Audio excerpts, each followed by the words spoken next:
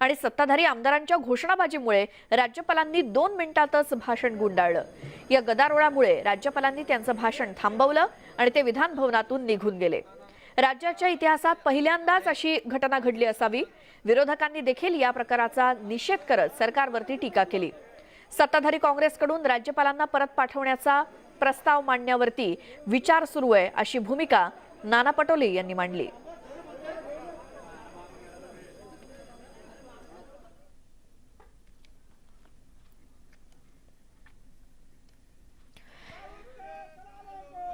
आणि विधानसभेच्या सभागृहाच्या बाहेर पायऱ्यांवरती विरोधी पक्षनेते देवेंद्र फडणवीस, त्याचसोबत भाजपचे आमदार आणि प्रदेशाध्यक्ष चंद्रकांत पाटील सुद्धा दिसतायत।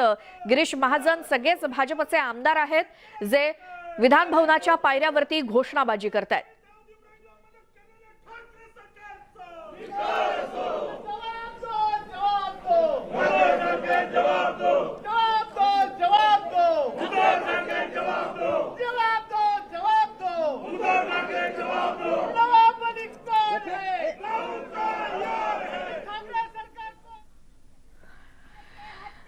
विरोधकांकडून विधिभवनाच्या पायऱ्यांवरती महाराष्ट्राच्या इतिहासामध्ये पहिल्यांदा एखादे मंत्री जेलमध्ये आहे आणि तरीही त्यांचा राजीनामा घेतला जात नाही, अशा प्रकारची भयानक परिस्थिती तयार झाली आहे। मंत्र्यांवर लागलेला आरोप साधासुद्धा नाहीये, थेट दाऊदशी व्यवहार केल्याचा आरोप आहे आणि त्यांना जी काही जेल रिमांड मिळाली आहे त्या रिमांडचा ऑर्डर बघितला तर कशा प्रकारे ही प्रायमा फेसी केस आहे हे त्या रिमांड ऑर्डरमध्ये देखील लिहिण्यात आलेलं आहे। सरळ सरळ मुंबई बॉम्बस्फोटाच्या आरोपींकडनं जे जन्मठेपेत आहेत अशांकडनं कवडी मोल भावानं जमीन विकत घ्यायची, तिसऱ्याची जमीन मालकाला एक नवा पैसा द्यायचा नाही आणि त्याचा कब्जा मिळवून दिल्याबद्दल दाऊदची बहीण हसीना पारकर हिला 55 लाख रुपये द्यायचे। हे पैसे कुठे वापरले गेले? त्याच्यानंतर 3 बॉम्बस्फोट मुंबईमध्ये झाले आहेत, त्यामुळे दाऊद आणि त्याच्या परिवाराला मिळालेला एकूण एक पैसा मुंबईच्या बॉम्बस्फोटाकरता, मुंबई अस्थिर करण्याकरता, भारत देश अस्थिर करण्याकरता या ठिकाणी वापरला गेला आहे। आणि म्हणून हे सगळं प्रकरण उघडकीस आल्यानंतर आणि आता मंत्री जेलमध्ये गेल्यानंतर जर हे सरकार त्याच्या पाठीशी उभं राहत असेल तर हे दाऊद समर्पित सरकार आहे असंच आम्हाला म्हणावं लागेल, दाऊद शरण सरकार आहे असंच आम्हाला म्हणावं लागेल।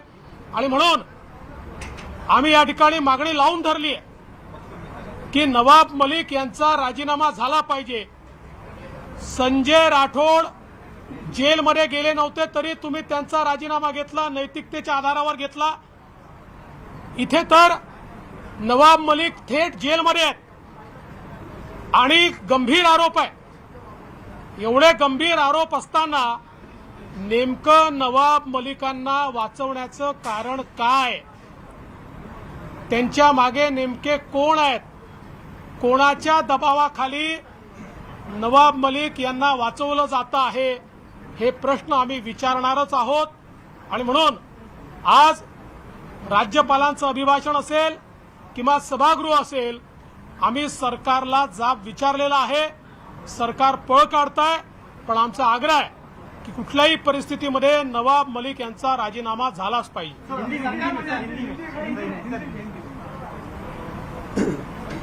महाराष्ट्र में पहली बार कोई मंत्री जेल के अंदर है फिर भी उनका इस्तीफा नहीं लिया गया, ये अप्रत्याशित है। वो जेल में गए हैं कोई छोटे मोटे आरोप में नहीं, तो सीधे दाऊद के परिवार के साथ साठगांठ का आरोप है, दाऊद के परिवार से व्यवहार का आरोप है। मुंबई बम विस्फोट के आरोपी जिन्हें लाइफ इंप्रिजनमेंट हुई है, ऐसे आरोपी से जमीन खरीदी और जो जमीन किसी तीसरे की है उनको एक पैसा नहीं मिला है, और ये सारे व्यवहार में उन पर दबाव लाने के लिए 55 लाख रुपए ये हसीना पारकर को दिए। इस प्रकार की सारी चीजें रिमांड एप्लीकेशन में हमने देखी है, और ये मामूली बात नहीं है। उनको रिमांड देते हुए जज ने, ये प्राइमा फेसी केस है, इस प्रकार से अपने रिमांड के जजमेंट में भी लिखा हुआ है और रिमांड अलाउ किया है। ऐसे समय नवाब मलिक, इनका इस्तीफा सरकार क्यों नहीं लेना चाहती? ये दाऊद समर्पित सरकार है, ये दाऊद शरण सरकार है। ये सरकार दाऊद के साथ जो रिश्तेदारी रखते हैं उनको बचाने के लिए एक आ रही है। इसीलिए हमने इसका विरोध शुरू किया है और हमारी मांग है कि तुरंत नवाब मलिक, इनका इस्तीफा लिया जाना चाहिए। इससे पहले संजय राठौड़, इनके ऊपर आरोप लगे तो उनका इस्तीफा लिया गया, नैतिकता के आधार पर लिया गया। अनिल देशमुख, ये जेल में जाने से पहले उनका इस्तीफा लिया गया, और अब कोर्ट ने रिमांड देने के बावजूद भी इस्तीफा नहीं लिया जा रहा है। मुझे ऐसा लगता है कि शायद किसी के दबाव में ये सरकार काम कर रही है। ये किसका दबाव है? दाऊद के आदमी को बचाने के लिए, दाऊद से व्यवहार करने वालों को बचाने के लिए किसका दबाव सरकार के ऊपर है, ये सवाल हम करना चाहते हैं। और हमारी मांग है उनका इस्तीफा तुरंत लिया जाना चाहिए।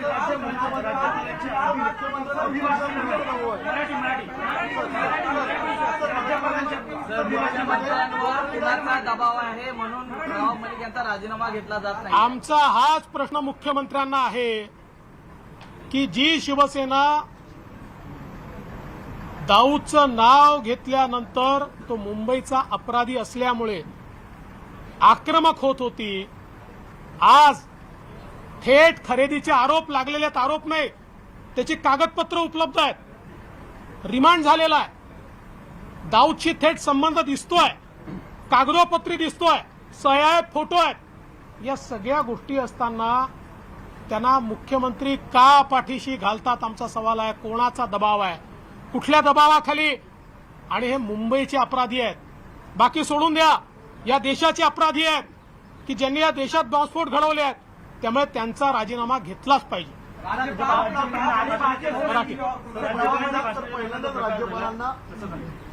असं आहे की राज्यपाल सरकारच्या वतीनं त्या ठिकाणी भाषण करायला आले होते आणि सदस्यांच्या भावना अतिशय तीव्र होत्या की तुम्ही सरकारच्या वतीनं भाषण करताय, पण तेच सरकार जर दाऊद शरण होत असेल तर हे भाषण कशा करता ऐकायचं, हा सदस्यांचा सवाल होता। त्यामुळे सदस्य एवढीच मागणी करत होते की नवाब मलिक यांचा राजीनामा झाला पाहिजे आणि ही मागणी आम्ही लावूनच धरणार आहे। जब आपके विधायक नारेबाजी कर रहे हैं नवाब मलिक के मुद्दे पर, तब मुख्यमंत्री लगातार चुप थे, एक तरह से बूथ बनकर बैठे थे, उस पर आप क्या कहेंगे? मुख्यमंत्री चुप्पी छोड़े, यही तो हमारी मांग है। दाऊद के साथ उनके मंत्री की साठगांठ सामने आने के बाद भी अगर मुख्यमंत्री चुप्पी साध कर बैठेंगे तो मैं सवाल पूछना चाहता हूं, सरकार चलाने के लिए कौन से स्तर का कॉम्प्रोमाइज आप करना चाहते हो, ये भी जवाब मिलना चाहिए। महाविकास आघाडीची बैठक झाली, त्या बैठकीमध्ये मुख्यमंत्र्यांनी भाजपची तुलना सापाच्या पिल्लाशी केली। 25 वर्ष आम्ही सापाच्या पिल्लाला दूध पाजलं आणि या सापाला कसं भेटायचं आम्हाला माहिती, असं काल आमदारांनी सांगितलं। असं आहे की ते तिथे काय बोलले हे तुम्हाला माहिती आहे, ते काही जाहीररित्या बोललेले नाहीत। पण मला असं वाटतं की अत्यंत निराश आहेत, अत्यंत हताश आहेत आणि ज्या प्रकारे त्यांच्या सरकारमधला मंत्री हा दाऊद सोबत आज दिसतो आहे किंवा दाऊदच्या लोकांशी व्यवहार करताना दिसतो आहे, याच्यावर काय उत्तर द्यावं हे मुख्यमंत्र्यांना समजत नसल्यामुळे मुख्यमंत्री असं बोलतायत। भाजप आणि शिवसेनेचा जर सवाल असेल तर स्पष्ट असं आहे, ही युती यांनी केलेली नाही, ही बाळासाहेब ठाकरेंनी केली होती। त्यामुळे बाळासाहेब ठाकरेंचं हे मत होतं काय त्यांनी सांगावं। नाना पटोले असं बोलतात की नवाब मलिकांच्या पाठीशी आहोत, नवाब मलिकांचे आरोप सिद्ध झालेले नाहीये। नाना पटोले असंही म्हणू शकतात की आम्ही दाऊदच्या पाठीशी आहोत, त्यांना बोलल्यापासून कोण थांबवू शकतं. पण नवाब मलिकांचा जो काही संबंध दाऊदच्या लोकांशी आलाय, आम्ही त्याला पाठिंबा देऊ शकत नाही. सरकार के मंत्री जिस तरीके से राज्यपाल के खिलाफ सीढ़ियों पर बैठकर प्रदर्शन कर रहे हैं और राज्यपाल को कह रहे हैं संविधान का अपमान किया, इसमें देखिए, सच तो यह है कि राज्यपाल जिस समय राष्ट्रगान की शुरुआत करना चाहते थे तभी यही लोग नारेबाजी कर रहे थे. 3 बार राज्यपाल जी ने उनको रिक्वेस्ट की कि मैं राष्ट्रगान करना चाहता हूं, तभी ये लोग नारेबाजी उस समय कर रहे थे. तो मुझे ऐसा लगता है कि एक प्रकार से राज्यपाल का अपमान करना ये इस आघाड़ी सरकार ने तय करके रखा. ओबीसी आरक्षण संदर्भातला जो मागासवर्गीय आयोगाचा अहवाल आहे तो फेटाळला. हे मला त्याची कल्पना नाही, पण नाकारला असेल तर हे मला असं वाटतं अत्यंत दुर्दैवी आहे. सरकारने या संदर्भात तात्काळ पुढची कारवाई केली पाहिजे. आणि काल परवा सांगली जिल्ह्यातल्या 10 गावांनी 5 दिवसामध्ये इम्पेरिकल डेटा तयार करून दिला. 5 दिवसामध्ये सरकारची देखील त्यांना आवश्यकता पडली नाही. त्यामुळे सरकारने गांभीर्याने काय निर्णय आलाय, त्यातले काय शॉर्टकमिंग्स आहेत, 1.5-2 वर्ष आपण घालवून राहिलो, त्याच त्या गोष्टी सांगून राहिलो. या 1.5 वर्षामध्ये हे सगळं काम पूर्ण करता आलं असतं जे कोर्टाने सांगितलं. तथापि काय नेमकं कोर्टाने सांगितलं याची मला कल्पना नाहीये, ते पाहिल्यावरच मी बोलेन. पण हे दुर्दैवी आहे. आमची मागणी स्पष्ट आहे. राज्य निवडणूक आयोगाचे काय अधिकार असतील आम्हाला माहिती नाही. पाहिजे तर सरकारने ते अधिकार स्वतःकडे घ्यावेत. पण जोपर्यंत ओबीसी आरक्षण होत नाही तोपर्यंत निवडणुका घेण्यात येऊ नये. ओबीसी आरक्षणाशिवाय निवडणुका आम्हाला मान्य नाही. सर, केवल 4 महीने बाकी हैं. संजय पांडे की मुंबई पुलिस कमिश्नर पद पर जो नियुक्ति की गई है उसको लेकर के भी सवाल उठ रहे हैं. उसको लेकर के आपकी क्या? देखिए, सरकार ने नियुक्ति की है, अभी इसके ऊपर ज्यादा बोलने का कारण नहीं है. हम देख रहे हैं क्या हो रहा है, उसके ऊपर हमारा ध्यान है, हमारी नजर है. चिंता मत करिए. सुप्रीम कोर्टाचा फैसला आलाय, जोपर्यंत पुढचे निर्देश देत नाही तोपर्यंत ओबीसी आरक्षणाचा सह निवडणूक होणार नाही, अशा प्रकारची मी बोललो त्याच्यावर. मला ते पूर्ण समजल्यावरच मी बोलेन त्याच्यावर. हिंदी में जाना है कि बहुत सारे महानगर पालिका के चुनाव लगातार पेंडिंग होते जा रहे हैं, लेकिन आयोग के अहवाल को सुप्रीम कोर्ट ने मानने से मना कर दिया है. देखिए, ये बहुत दुर्दैवी है.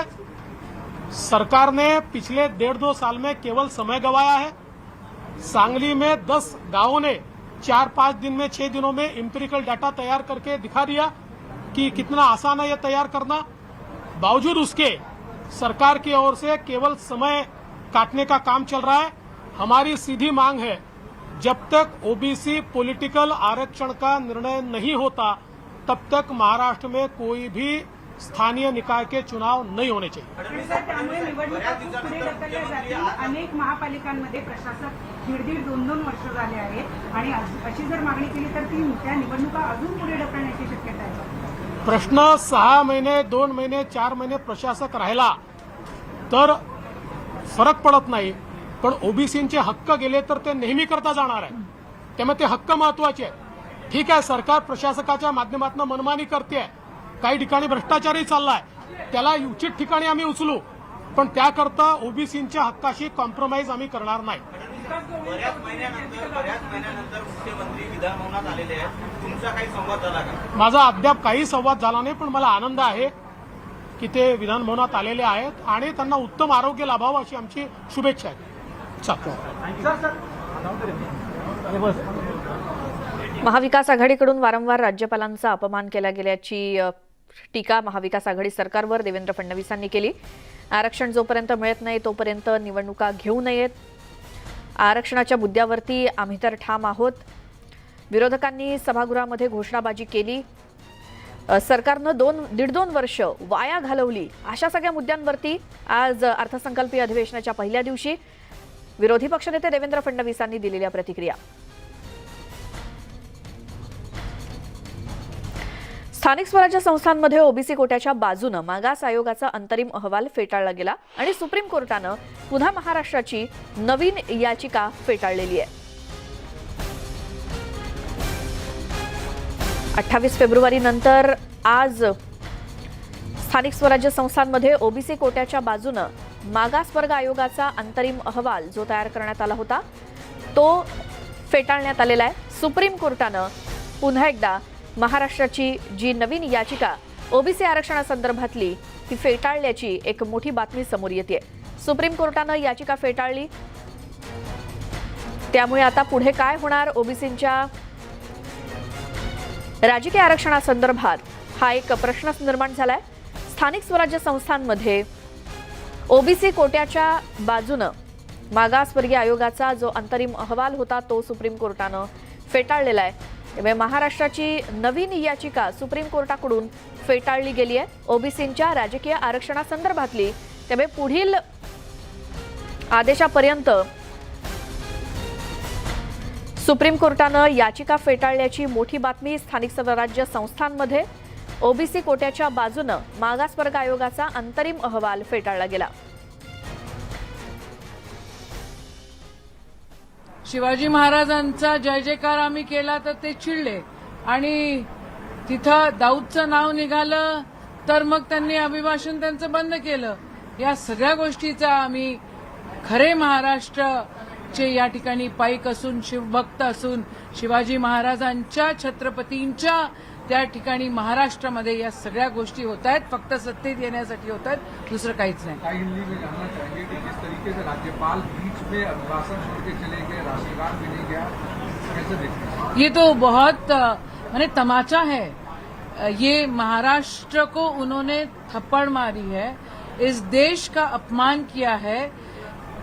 महाविकास आघाड़ी के लोग उनको नहीं चलते हैं, हम समझ सकते हैं, क्योंकि वो राज्यपाल कम और भाजपा के कार्यकर्ता करके ज्यादा काम यहाँ पे कर रहे हैं। राष्ट्रपति ने इन सारी चीजों की नोंद लेनी चाहिए, सारी नोटिंग लेनी चाहिए और राज्यपाल के ऊपर उनको तंबी देना बहुत जरूरी है। उनको देश का अपमान करने में बहुत मजा आ रहा है, उनको महाराष्ट्र का अपमान करने में बहुत मजा आ रहा है, छत्रपति शिवाजी महाराज का अपमान करने में उनको मजा आ रहा है, आई सावित्रीबाई फुले महात्मा फुले जी का अपमान करने में उनको बहुत मजा आ रहा है, संविधान का अपमान करने में बहुत मजा आ रहा है। सही मायने में देखो तो लोकशाही जो है अपने देश की, अपने महाराष्ट्र में, अपने देश में, इसको धक्का लगाने की बहुत बड़ी जरूरत ये लोग कर रहे हैं। क्या राष्ट्रपति लगाने की कोशिश या उसका प्लेटफॉर्म तैयार करने का, राष्ट्रपति शासन लगाने का प्लेटफॉर्म तैयार किया जा रहा है? वो तो जिस दिन से हम लोगों ने शपथ ली, जिस दिन से महाविकास आघाड़ी यहाँ बनी, तब तो कहते थे कि तर महाराष्ट्राची नवी याचिका फेटाळण्यात आल्याची ही एक मोठी बातमी सुप्रीम कोर्टाकडून। आणि स्थानिक स्वराज्य संस्थांमध्ये ओबीसी कोट्याच्या बाजूनं मागासवर्ग आयोगाचा अंतरिम अहवाल फेटाळण्यात आलाय ही आताची सगळ्यात मोठी बातमी। सुप्रीम कोर्टामध्ये सुनावणी घेतली गेली, त्यावेळी सुप्रीम कोर्टानं पुन्हा एकदा महाराष्ट्राची नवीन याचिका फेटाळली गेली आहे। ही एक यावेळची मोठी बातमी ओबीसींच्या राजकीय आरक्षणासंदर्भातली। तर दुसरीकडे तिथे अर्थसंकल्पीय अधिवेशनादरम्यान आपण काही मंत्र्यांच्या देखील प्रतिक्रिया ऐकल्या आणि दुसरी महत्त्वाची बातमी हीच की महाराष्ट्राची नवी याचिका जी ओबीसी आरक्षणासंदर्भातली होती ती मात्र सुप्रीम कोर्टानं आज फेटाळून लावली आहे। मागासवर्गीय आयोगाचा अंतरिम अहवाल सुप्रीम कोर्टानं फेटाळलाय, त्यामुळे राज्य सरकारला एक धक्काच म्हणावा लागेल। ओबीसी आरक्षणाबाबत पुन्हा एकदा धक्का एक राज्य सरकारला सुप्रीम कोर्टानं दिलाय। या संदर्भात अधिक बोलूयात, आमचे प्रतिनिधी प्रशांत लीला रामदास नवी दिल्लीतून आपल्यासोबत जोडले गेलेत। प्रशांत, काय काय झालं आज सुप्रीम कोर्टात? सुप्रीम कोर्टामध्ये आज जस्टिस खानविलकर यांच्या 3 सदस्यीय खंडपीठापुढे ही सुनावणी झाली। जो इंटरिम अहवाल, खास करून असं म्हणता येईल की इम्पिरियल डाटाच्या संदर्भातला जो अहवाल महाराष्ट्र सरकारने तयार केला होता तो संपूर्णपणे अहवाल या खंडपीठाने फेटाळलेला आहे। सोबतच निवडणूक आयोगाला हे स्पष्ट केलं आहे की त्या अहवालाच्या आधारावरती कुठलीही निवडणूक घेऊ नका।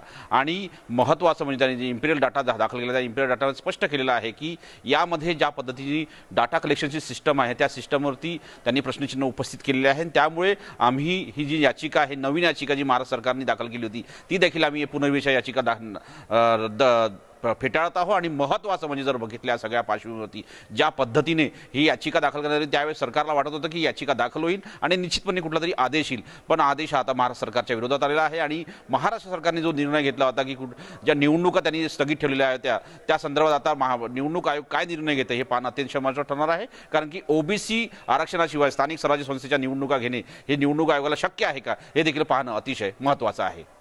जी प्रशांत, मात्र त्यामुळे राज्य सरकारला एक मोठा धक्काच मिळालेला आहे. ही याचिका नवी याचिका सरकारची सुप्रीम कोर्टानं फेटाळल्यानंतर त्यामुळे आता पुढे काय पर्याय आहेत?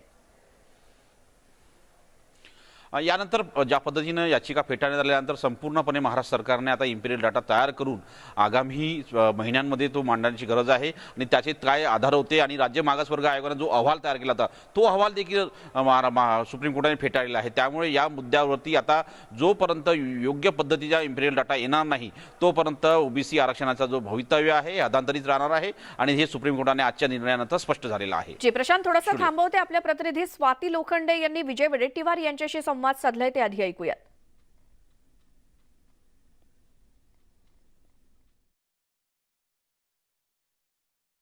चेक सर, ओबीसीला 27% आरक्षण देण्याची जी काही याचिका होती नवीन, ती आता कोर्टानं फेटाळली आहे. मला माहीत झालं, आम्ही माहिती घेतो आहोत आणि माननीय सर्वोच्च न्यायालयाने मागितल्या त्याप्रमाणे आम्ही सर्व गोष्टी त्यांना उपलब्ध करून, तरी पण आता पुन्हा एक नवीन याचिका कोणीतरी दाखल करतो, त्याला चॅलेंज करतो, त्याच्यावर फेटाळली जाते. म्हणजेच एकदा मला असं वाटतं की या संदर्भात आता सर्व लोकांनी, सर्व पक्षीय नेत्यांनी भूमिका स्वीकारली की ओबीसीचं आरक्षण मिळालं पाहिजे. असं असताना हे नाकारणं म्हणजेच मला वाटतं याच्या मागे आता निश्चितपणे खोलवर जाऊन आम्ही तर आमच्या इम्पेरिकल डेटा गोळा करायचं काम सुरू केलं आहे. आम्ही त्याला पैसेही दिले आहेत. हायकोर्टामध्ये काही आम्ही इन्स्टिट्यूटचा दाखला घेतला, अनेक त्या संस्थांचा दाखला घेतला. आम्ही केंद्रीय संस्थांचा आधार घेऊन आम्ही सुप्रीम कोर्टामध्ये त्या संदर्भातली माहिती पुरवली. पण कोर्टाचं असं म्हणतंय की प्रायोगिक अभ्यासाशिवाय आणि संशोधनाशिवायच हा डेटा तयार करण्यात आला होता आणि म्हणून तो फेटाळण्यात आलेला आहे. आता कोर्ट काय म्हणते कोण सांग. आता कोर्टाच्या पुढे आम्ही काही सांगू शकत नाही. माननीय सर्वोच्च न्यायालयापुढे आम्हाला बोलायचा अधिकार नाही. परंतु तो इंटरिम डाटा म्हणाला. आम्ही इंटरिम डाटा अनेक संस्थांचा दाखला घेऊन, त्यांच्याकडून माहिती घेऊन, सविस्तर माहिती गोळा करूनच ते आम्ही दिलं आहे. आणि असं नाही की कुठेतरी त्याच्यावर आयोगाने सर्वकष विचार केला. आणि सर्वोच्च न्यायालयाने हे सांगितलं होतं की तुम्ही आयोगाच्या माध्यमातून या. आम्ही जो रिपोर्ट दिला होता तो आयोगाच्या माध्यमातून सांगितला, म्हणून आयोगाच्या माध्यमातून दिला. आयोगाने सुद्धा 10-15 दिवसामध्ये त्या संदर्भात अभ्यास केला, विविध क्षेत्रातून माहिती गोळा केली, विविध विभागाच्याकडून माहिती गोळा केली आणि मग तो इंटरिम रिपोर्ट दिला, अंतरिम अहवाल दिला. आणि त्याच्यावर आम्हाला अपेक्षा होती की सर्वोच्च न्यायालयांच्याकडून ओबीसी समाजाला न्याय मिळेल. पण आता माननीय सर्वोच्च न्यायालयाचा निकाल आलेला आहे. आम्ही त्याचा आता अभ्यास करू. निवडणूक जी होईल ती आरक्षणाशिवाय होईल का, ओबीसी आरक्षणाशिवाय, की मग कसं पुढचं पाऊल ना असेल? आता आम्ही सगळे महाविकास आघाडीचे नेते बसू. आज ती बैठक होईल आणि त्या संदर्भात चर्चा होईल. पुढेच आम्हाला त्याला चॅलेंज करायचं की नाही हा सुद्धा चर्चा आहे आणि त्याला मोठ्या बेंचकडे आम्ही जाणार आहोत आणि लार्जेस्ट बेंचकडे जाऊन या संदर्भातली दाद मागायची का पुन्हा रिव्हिजनमध्ये जायचं, हे सगळ्यावर चर्चा आम्ही सल्ला घेऊन, आमच्या सगळ्या लॉयरचा सल्ला घेऊन पुढे जाण्याचं आम्ही ठरवतो. त्यामुळे आता आणखी एक सेटबॅक आता महाविकास आघाडी सरकारला बसलेला आहे की जो अंतरिम अहवाल तयार करण्यात आला होता तो अंतिम अहवालही कोर्टानं त्याची अंमलबजावणी करण्यावर नकार दिला आहे, तो फेटाळला आहे. त्यामुळे आता निवडणुकी संदर्भातला मागासवर्ग आयोगानं दिलेला जो हा डेटा आहे किंवा एम्पिरिकल डेटा आहे तो नाकारल्यानंतर मग आता निवडणुकी संदर्भात सरकार काय भूमिका घेते हे बघणं महत्वाचं ठरेल. विशेष म्हणजे या संदर्भात आज सरकारची बैठक होणार आहे आणि मग ठरवू शकेल किंवा मग कळू शकेल की नेमकं सरकारची या संदर्भातली भूमिका काय आहे. रमेश भट्ट, स्वाती लोखंडे, न्यूज 18 लोकमत, मुंबई. यानंतर थेट जाऊयात, प्रवीण दरेकर बोलतायत तिथे. ही भाजपची या ठिकाणी भूमिका आहे, परंतु त्या ठिकाणी सुप्रीम कोर्टाचा आदेश पाहून या संदर्भात प्रदेशाध्यक्ष चंद्रकांतदादा पाटील अथवा आमचे नेते देवेंद्रजी फडणवीस साहेब तपशीलवार भूमिका त्या ठिकाणी जाहीर करतील. ते सापाचं घे ना, साप गटीत केला, त्यांना ऑफिस दिलं नाही, त्यांना खुर्च्या दिला नाही, त्यांना टेबल दिलं नाही. त्या मागासवर्ग आयोगाच्या एका सदस्यानं राजीनामा दिला की हे काही देत नाही आणि आम्ही काही करू शकत नाही. परत 400 कोटी रुपयाची मागणी मागासवर्ग आयोग करत होतं. अजित पवारांनी 5 कोटी रुपये दिले. तुमच्या घरातले पैसे आहेत का? या महाराष्ट्रातला ओबीसी समाज हा 346 जातीचा समावेश असणारा एक मोठा गट आहे. यामध्ये जवळपास 52% केंद्र सरकारनं जे ओबीसी आहे संख्या केले ते 52% संख्या आहे. मग 346 जातींना विधानसभेला आणि लोकसभेला त्यांना प्रतिनिधित्व करता येत नाही. त्यांना तिथं आरक्षण नाही. स्थानिक स्वराज्य संस्थेमध्ये आरक्षण आहे. तिथं सुद्धा या प्रस्थापितांना त्यांच्या जवळच्या पै पाहुण्यांना या ओबीसीच्या जागावरती बसवायचं आहे, कारण त्यांच्यामध्ये स्पर्धा खूप लागलेली आहे. पण गोपीजी, दुसरीकडे एक असंही बघायला मिळतं, अनेक महापालिका अशा आहेत जिथं गेली 1.5 वर्ष प्रशासक बसलेले आहेत. एकीकडे प्रशासक बसवायचा आणि दुसरीकडे ओबीसीचं आरक्षण लटकवून ठेवायचं. प्रशासक बसवला का यांना हप्ते वसुलीसाठी व्यवस्थित होतोय. एकच माणूस आहे, त्यामध्ये कुठलं यांना भानगडी होत नाहीत. एकच माणूस तिथं बसवायचा आणि त्यांना मर्जीप्रमाणे तिथले काय घोटाळे करायचे असतील, भ्रष्टाचार करायचे असतील तर ते व्यवस्थितपणे त्यांना करता येत आहेत. आज देशामध्ये अनेक राज्याच्या निवडणुका झाल्या, मग तुम्हाला का नाही निवडणुका घेता आल्या? आणि ज्या निवडणुका तुम्ही मागच्या घेतल्या नगरपंचायतीच्या, फॉर्म सगळे भरले, उद्याचा 1 दिवस बाकी होता आणि सुप्रीम कोर्टानं ओबीसीचं आरक्षण नाकारलं. त्या 4 जागा ज्या होत्या प्रत्येक नगरपंचायतीला, 105 नगरपंचायतीच्या निवडणुका झाल्या, त्यामध्ये 4 जे ओबीसीचे घटक होते त्यांना निवडणूक लढता आली नाही. परत नगराध्यक्षांच्या निवडी झाल्या. नगराध्यक्षांच्या निवडी ह्या ओबीसी आरक्षणाशिवाय झाल्या. म्हणजे या 105 नगरपंचायतीपैकी जवळजवळ 30 नगरपंचायतीचे नगराध्यक्ष हे ओबीसी घटकातून आले असते. आता नाहीच झाले ना.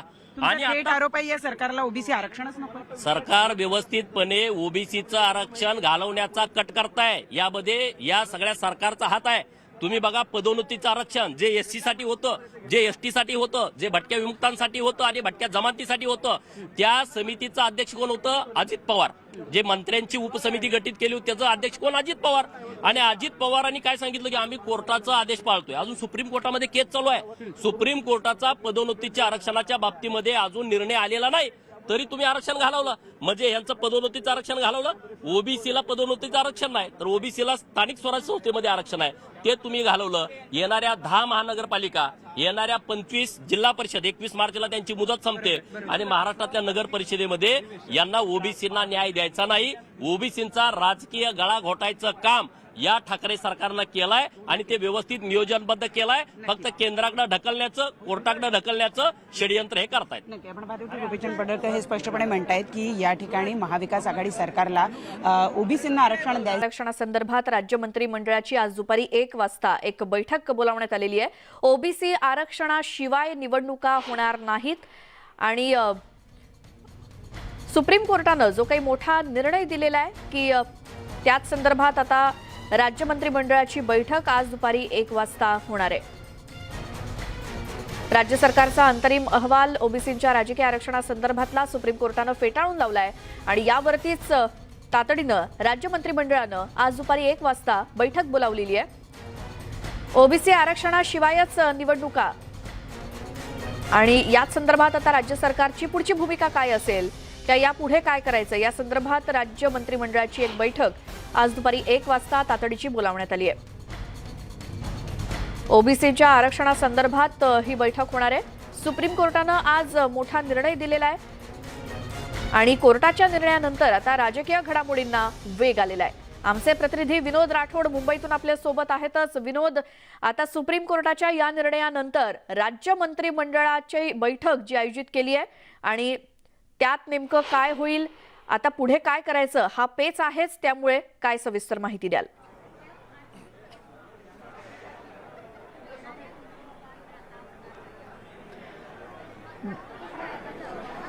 नक्की माहिती आहे आपल्याला की ओबीसी आरक्षण 27% द्यावं अशी भूमिका जरी वेगवेगळ्या संघटनांनी मागणी केली, परंतु सरकारने ओबीसी आरक्षणाबाबतची आपली भूमिका स्पष्ट केली आहे. सरकारने सर्वात आधी ओबीसी आरक्षण दिलं आणि त्यानंतर त्याबाबतला कुठल्या प्रकारची अडचण होणार नाही याची काळजी राज्य सरकारने घेतली. परंतु सुप्रीम कोर्टामध्ये ज्याप्रमाणे ओबीसी आरक्षणाला चॅलेंज करण्यात आलं, त्यानंतर मात्र सुप्रीम कोर्टाने ओबीसी आरक्षणावर जो इम्पेरियल डेटा आहे त्याबाबतची मागणी केली आणि इम्पेरियल डेटा जमा करून राज्य सरकारने ते तात्काळ सुप्रीम कोर्टामध्ये दाखल करावा असं बोललं होतं. आज मात्र ज्यावेळेस सुनावणी झाली, सुप्रीम कोर्टाने स्पष्ट म्हणलं आहे की हा जो डेटा दिला आहे आणि हा जो अहवाल राज्य सरकारने दिला आहे त्या अहवालामध्ये कुठल्याही प्रकारचे या ठिकाणी एकंदरीत चाचणी करताना पाहायला मिळत नाही आहे आणि त्याप्रमाणे एकंदरीत अशी भूमिका पाहायला मिळते की आपल्यासोबत बातचीत करण्यासाठी आहे भुजबळ साहेब एक सांगा की ज्याप्रमाणे सर्वोच्च न्यायालयाने ज्याप्रमाणे नक्की भुजबळ छगन भुजबळ जे आहेत ते आता काही क्षणामध्येच यावर बोलणार आहेत ते आताच गेले आहेत ते खास करून यामध्ये ज्याप्रमाणे सर्वोच्च न्यायालयाची एकंदरीत सुनावणी होत असताना राज्य सरकारने जी भूमिका घेतली त्याच आधारावर आता ही मंत्रिमंडळाची बैठक आहे आणि त्या थोडंसं थांबवते तिथे छगन भुजबळ बोलतायत ते थेट ऐकूयात. धक्का लागला अहवाल जो आहे तो सुप्रीम कोर्टाने फेटाळलाय. निवडणुका होणार की नाही नेमकी काय आता सरकार भूमिका? सुप्रीम कोर्टाने असं म्हटलं की निवडणुका या आरक्षणाशिवाय जेव्हा असं म्हटलं. असं आहे की कोर्टामध्ये जो विकास गवळी जे आमचे मित्र पहिल्यापासून विरोध करतायत आणि मध्ये मध्ये त्यांनी सांगितलं होतं की मी हे ओबीसीच्या भल्यासाठी करतो आहे आणि आज ज्यावेळेला आम्ही सातत्याने मांडतो आहोत की ह्या इलेक्शन्स आता डोक्यावर आलेले आहेत आणि म्हणून तो इंटरिम अहवालाची जी आहे आपण मागणी केली आणि ती मागणी मंजूर होऊन आयोगाने आपल्याला जो इंटरिम अहवाल दिला त्याच्यामध्ये परत एकदा विकास सिंग किंवा काय ते नाव आहे सिंग म्हणून त्यांचं ते विकास गवळीच्या बाजूने ते परत उभे राहिले वाटते आणि त्यांनी सांगितलं की पॉलिटिकल डाटा कुठे आहे ह्याच्यामध्ये. हा जो डाटा आपल्याकडे 15 दिवसात डाटा जमा करणं हा सगळा हे काम करायचं होतं त्यांना. तर आम्ही जो त्यांच्याकडे डाटा दिला जो भारत सरकारने त्यांच्या योजनांसाठी वापरला किंवा महाराष्ट्र सरकारने त्यांच्या योजनांसाठी वापरला किंवा इतरांनी तो डाटा आम्ही दिला. त्यांचं असं म्हणणं होतं की पॉलिटिकल आरक्षण ह्या ओबीसी समाजाला किती मिळालेला आहे आणि कुठे किती टक्के आहे याचा जो अभ्यास जो आहे हा याच्यामध्ये काही मांडलेला नाही. तर तो अभ्यास कुणाकडे आहे तर तो अभ्यास इलेक्शन कमिशनकडे आहे. मग त्यांनी विचारलं इलेक्शन कमिशनने तो तुम्हाला डाटा दिला नाही का? तर आमच्या वकिलांनी सांगितलं की आम्हाला इलेक्शन कमिशनने तो डाटा दिलेला नाही. आणि मग त्याच्यावर त्यांनी सांगितलं की तो डाटा तर पाहिजे आहे आणि मग त्यासाठी मग त्यांनी असं सांगितलं की ज्या संस्थांच्या निवडणुका ओव्हरड्यू झालेल्या आहेत तिथे आता तुम्ही त्या निवडणुका घ्या ओबीसी आरक्षणाशिवाय आणि बाकीच्या ठिकाणी जे आहेत त्यांनी तसं ते शांत राहिलेले आहेत. फक्त त्याच्याबद्दल त्यांनी ऑर्डर दिलेली आहेत आणि तोपर्यंत जर हा डाटा जो आपण परत तयार केला आणि मी परत एकदा आयोगाबरोबर बोललो की बा असं असं ते तुम्ही ऐकलेलं आहे तेव्हा आम्ही डाटा द्यायला आम्हाला जर इलेक्शन कमिशनने डाटा दिला की आम्ही तुम्हाला परत एकदा रिपोर्ट तयार करून देतो. तर आमचे ते प्रयत्न सुरू राहणार आहेत आणि अजून बऱ्याचशा त्याच्यानंतरच्या मोठ्या महानगरपालिका आहेत, सर्व जिल्हा परिषदा आहेत, त्यांना अजून वेळ आहे. ज्या ओव्हरड्यू झालेल्या काही नगरपालिका असतील किंवा काही ग्रामपंचायत असतील ज्याच्यावर प्रशासक नेमले गेलेले आहेत त्या संदर्भामध्ये त्यांनी सांगितलं की ओबीसीच्या आरक्षणाशिवाय त्या निवडणुका घ्या आणि बाकीच्या नंतर जे आहे तर पुढे आता आणखी काय काय आपल्यासमोर कागदपत्र येतील हा त्यांचा बोलण्याचा उद्देश आहे. सुप्रीम कोर्टानं अंतरिम अहवाल फेटाळल्यासंदर्भात मंत्री छगन भुजबळ बोलत होते. एक छोटासा ब्रेक घेऊन आपण लगेचच परत येऊयात. पाहत राहा मुद्दा महाराष्ट्राचा.